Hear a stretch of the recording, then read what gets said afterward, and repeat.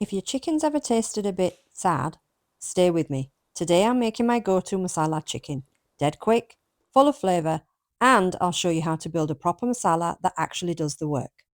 The key to making a good salan or a good curry is always making a really good masala, and that's the step that most people tend to miss.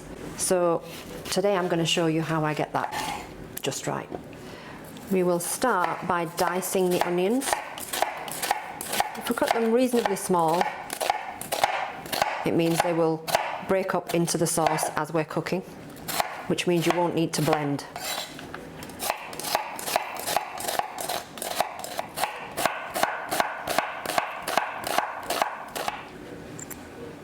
I'm also adding in green chillies because we like the extra heat, but you can leave these out if you want to.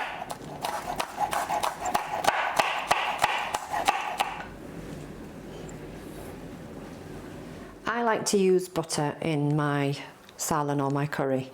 If you want to use ghee or if you want to use oil, that's fine too. Anything works. I'm using about 75 grams of butter. Keep it on a medium heat, and once it's melted, add your onions. We'll gently combine these into the butter. And now we're going to leave these on a low heat to soften and brown for about 10 minutes. Just be sure to come back and give it a quick stir every now and then so that they brown evenly.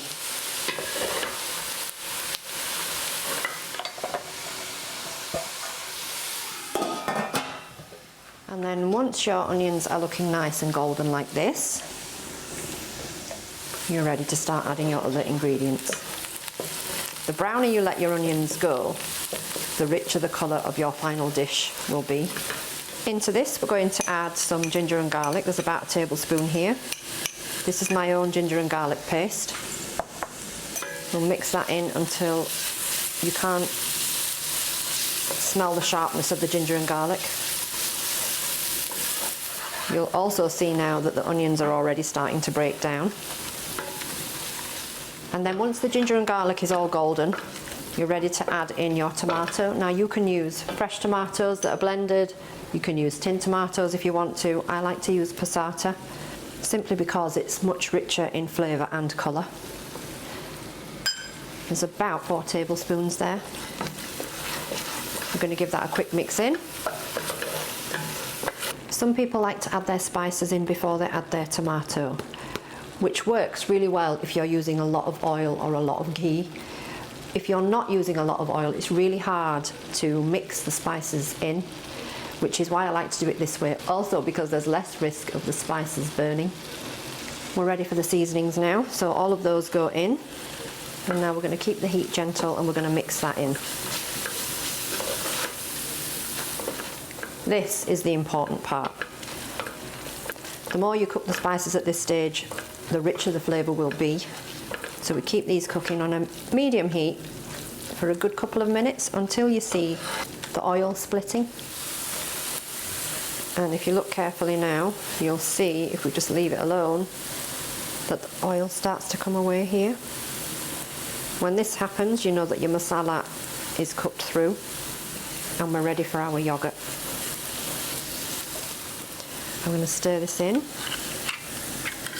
There's about 4 to 5 tablespoons of yoghurt here. Always use full fat, there's less risk of it splitting. And once it goes into the pan, make sure you stir it straight away. You can also see now that the onions, with every ingredient that we've added, they have broken down a little bit more. And this is what it should be looking like now. And it smells amazing. Now that your masala is ready, we're ready for the chicken. I'm using about 1 kilogram of chicken breast. You don't have to use breast, you can use leg if you like. If you are using breast meat, then just make sure that you cut the pieces nice and small so that they cook nice and quickly. We're going to give this a really good mix in, and we're going to keep stirring until all of the chicken is sealed. And then once your chicken is all sealed like this, you can add in green chillies if you're using them. I've chopped mine quite chunky because we like the bite, but if you're not a fan, you can chop them finer. Then pop the lid on, and we're going to leave this to simmer on low for about 5 minutes. And the reason I add the chilies at the end is because if you add them in at the beginning into the oil, the hot oil makes the chilies really catch the back of your throat and then make you cough and sneeze. So to avoid that, I like to put them in at the end. And then while the chicken is simmering away, we can prep the coriander. I like coriander, so I'll be adding quite a lot, but you can add less if you like.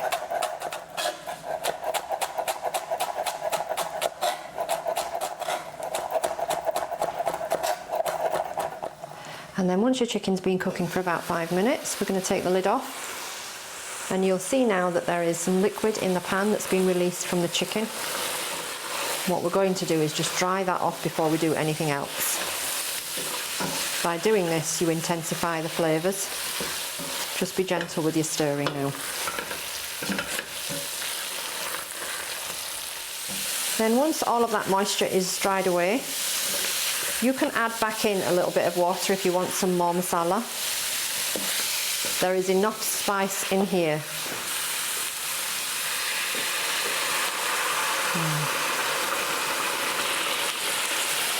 Add in about 200 millilitres. Gently stir that in.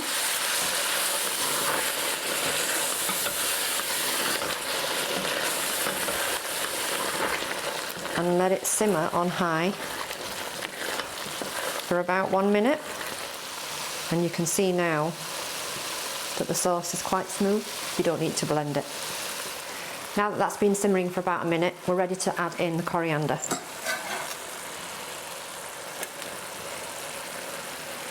Stir that through.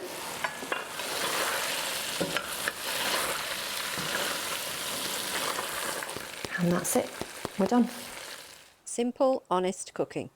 If you make this masala chicken, feed it to someone you love. Have a look around my channel for more simple recipes. If you enjoyed this video, please like and subscribe, as this will help me to create more content. I'm Sobia Spice. Thank you for being here.